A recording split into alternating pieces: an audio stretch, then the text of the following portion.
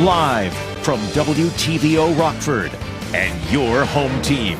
Eyewitness News at 5 starts now. An undercover Rockford police officer is okay after nearly 20 bullets fly in their direction. 3 young men are arrested facing attempted murder charges. A Rockford man still has a bullet in his body after he's the target of a road rage incident. Several surgeries mean he's dipping into his savings to get healthy again. And trick-or-treaters get a head start on the Halloween at Rockford Park. The Festival of Frights also helps children without a costume dress up for the big night.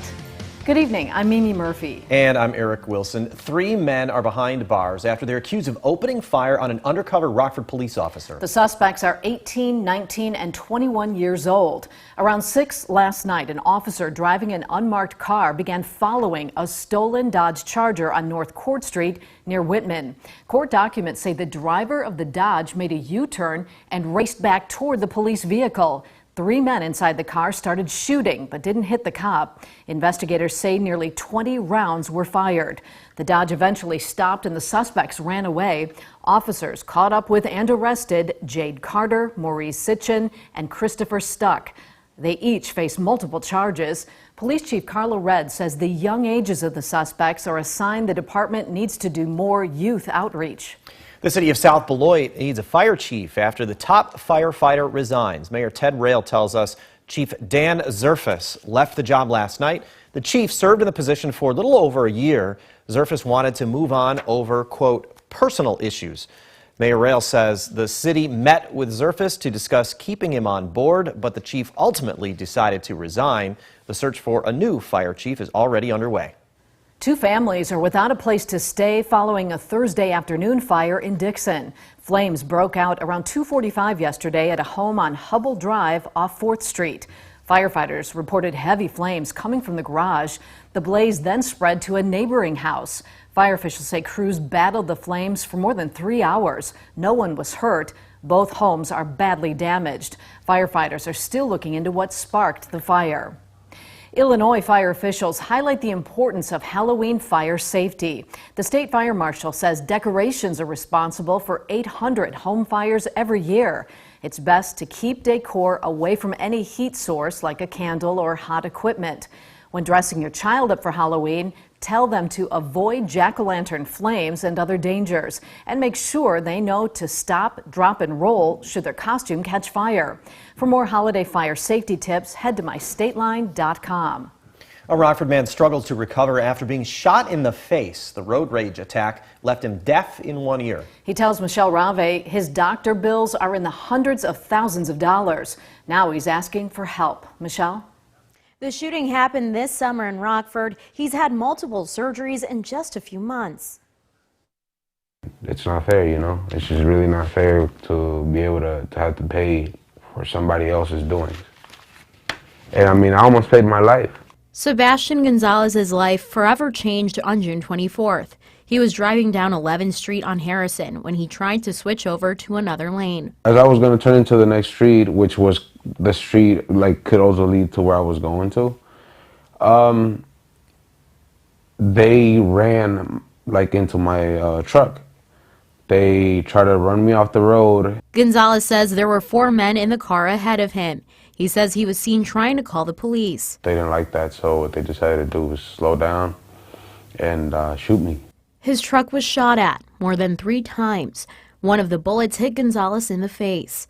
After 4 surgeries, Gonzalez still has to live with the bullet in his body and lifelong damages, which make it challenging to find a job. I am deaf from my right ear, basically, and it's hard for me to locate things now. You know, you hear something on the right side, and for me it's always, you know, on this side. I have to turn around just to fully, get a feel of my environment around. And my face is actually paralyzed. But the nightmare is far from over as the bills keep piling up. I have over basically $300,000 of hospital bills to cover. This bill right here, it has $228,000 that I have owed. Gonzalez says he's got many things to look forward to and wants to focus on getting better.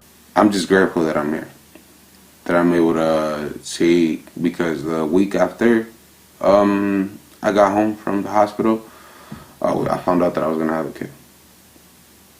So that's what I'm grateful for. And, you know, I don't have no space, I don't have no time to be thinking about other people. Gonzalez tells me without having any health insurance, it makes it challenging to pay for the hospital bills. He has a GoFundMe page. I have a link on this story that you can find on mystateline.com. Eric. Michelle, thanks for sharing his story. There are just 2 more chances to have one last Prost at an iconic German restaurant. We told you earlier this week, Rockford's Rathskeller has permanently closed for food service, but you can still buy drinks tonight until 9 and tomorrow from 11 to 9. The owner will also be giving away merchandise. The original Der Rathskeller opened in 1931. It closed in 2019. The current owners bought and renovated the restaurant in 2020. Another art piece is unveiled in the state line. Pecatonica is home to a Rockford Area Convention and Visitors Bureau creative mural. It's located at the corner of 8th and Main Streets. Belvedere native Brett Whitaker painted the piece, which features indigenous wildflowers and a pre-endangered crane. At the beginning of the year, the RACVB set out to spread more public art across the area. They hope the murals spark creativity in everyone who looks at them. It's exciting to see this public art piece here come to a small town like Pecatonica for people to enjoy it in their small town and inspire young artists and inspire artists that are already here, and it really has an impact. Hopefully it really has an impact for future generations to come.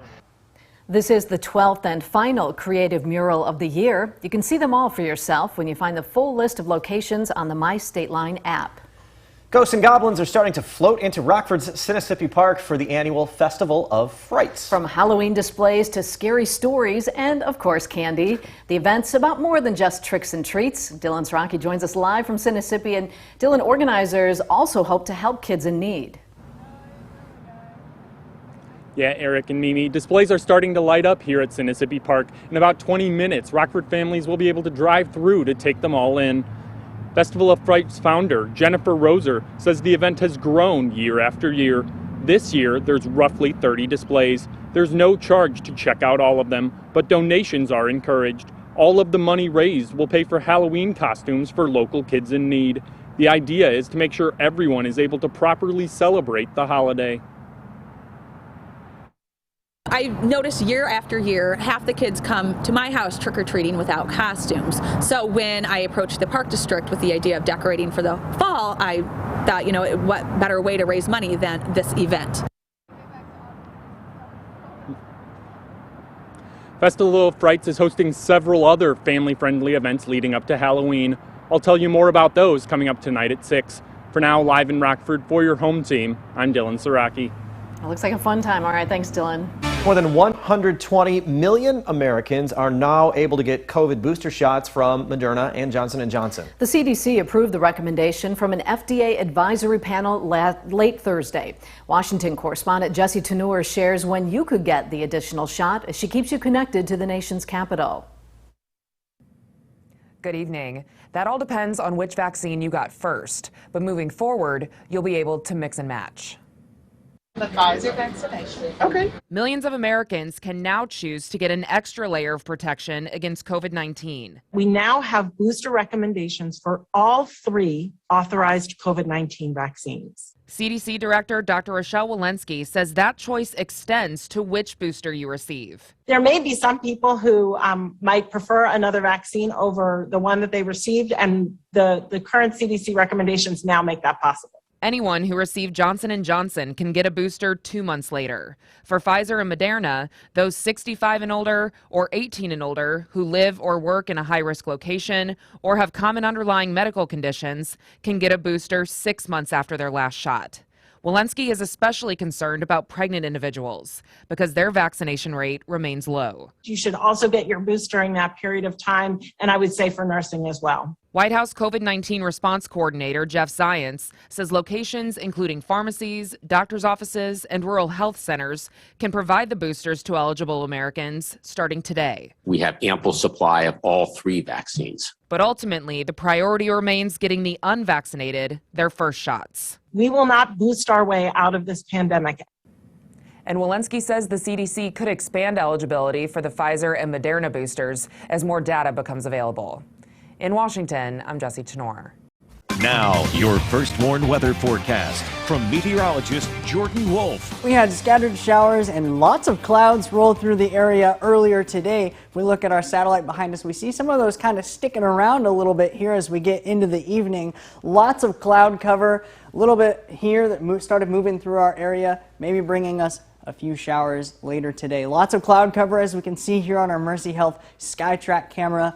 Lots of clouds, keeping those temperatures pretty cool through the day today. Those temperatures right now sitting in the upper 40s and lower 50s, hovering right around 50 through across our viewing area right now. Now look off to our west though.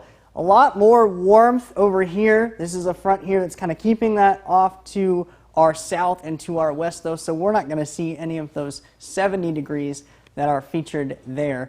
Overnight tonight though, we will get temperatures dropping down into the lower 30s overnight tonight, and that's why we have frost possible overnight into tonight. Tomorrow though, temperatures do get back up into the 50s. They don't stay in the 30s very long, but the following night we do dip back down again, keeping a little bit more cloud cover tomorrow evening. That's why those temperatures are a little bit warmer, but then we rise back up into the 50s. Now let's take a look and see what the cloud cover and how that's going to impact here. Overnight tonight, lots of clearing. Look at this, barely any clouds by 6 a.m. That's why those temperatures are going to be a lot cooler tonight than tomorrow night because of the lack of cloud cover, allowing all that heat energy to escape into the atmosphere. Saturday, a pretty nice day, lots of sunshine. We do still keep the cool temperatures in the 50s though. Clouds do roll back in by the time we move on into Sunday. And then look at this, here's our next rain system, going to bring us quite a bit of rain as we move on into the next couple of days, Sunday and into Monday. Lots of rainfall, and the Weather Prediction Center put out this graphic earlier. This is the QPF, quantitative precipitation. That's how much rain they're expecting. It's pretty much a fancy term for that. The bulk of the rain looking to stay mostly to our south. Now we could see some rainfall get up to and around about an inch of rain. So definitely some rain headed into Sunday and Monday. Now let's turn back to tonight. If you're headed out for Friday night football, you're going to be in for a cool one. Clouds will be decreasing into the evening though, starting out about 47 degrees by early evening, and then when you're headed home, about 44. Those temperatures will be dropping though, so make sure you bring an extra layer with you as you head out for Friday night. Tonight though, temperatures dropping down near freezing, if not below freezing for some of our areas. Mostly clear skies. We will have that frost likely, light winds, and because of those light winds and clearing skies, we're under a frost advisory. Our entire viewing area here under a frost advisory. This is through 8 a.m. tomorrow, so you probably are going to wake up with some frost. And if we zoom out, we see a little bit more how expansive this is. A pretty cold night, and that's freeze warnings over there in the purple, so a pretty cold night across the upper Midwest and especially into Iowa. Tomorrow though, temperatures rise back up to about 54 degrees, partly cloudy skies, a little bit more sunshine as well. Temperatures start out in the 50s here, some rain chances Sunday and Monday, a lot of rain there, and then we dry out a little bit, some other scattered showers by the end of the week. Now, the Napleton Sports Desk with Sports Director Scott Leber. It is the final week of the high school football season. 8 weeks are in the books, one big night of action to go tonight, and it all climaxes tomorrow night with the announcement of the playoff pairings. I'm at Genoa Kingston High School for our overtime game of the week. Genoa Kingston is hosting Stillman Valley. Let's look at the top half of the Big Northern Conference standings. Byron has already clinched the championship at 8-0. Even if the Tigers stumble tonight at Rockford Christian, they're still the champs. But then you have two teams here, Genoa Kingston and Stillman Valley, both at 7-1. So they're playing for second place, plus both of these teams will be in the playoffs in Class 4A most likely. So they want some momentum going into the playoffs. Here are the two head coaches on the importance of tonight's game.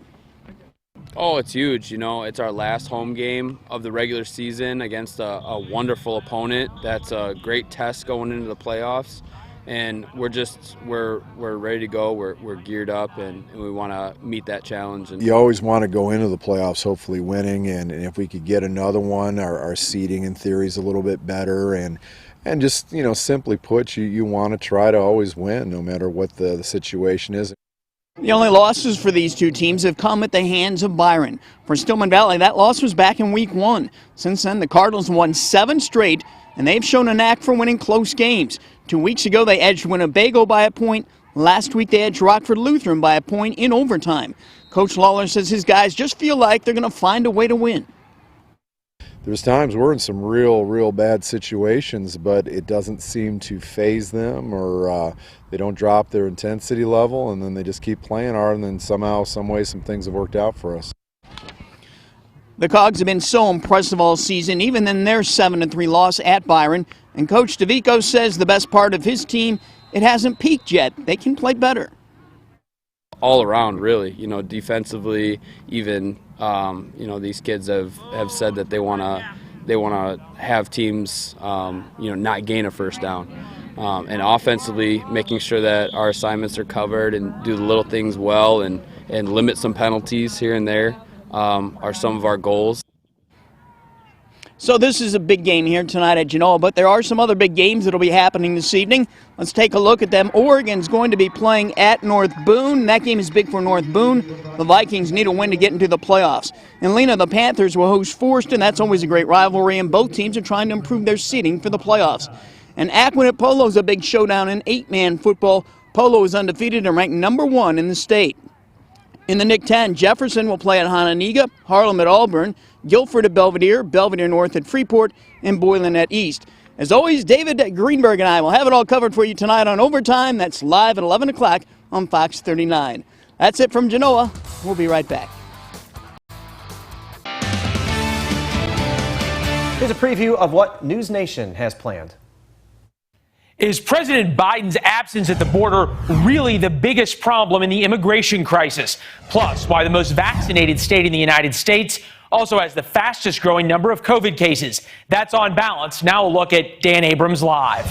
Thanks, Leland. Tonight on Dan Abrams Live, vaccine mandates remain controversial. We take on an issue very few talking about: religious exemptions. Who exactly qualifies and what makes the exemption legit? That's coming up tonight on Dan Abrams Live. You can catch News Nation on the cable and satellite stations you see here. You can also always head to newsnation.com. Thanks so much for joining us tonight. Stay safe.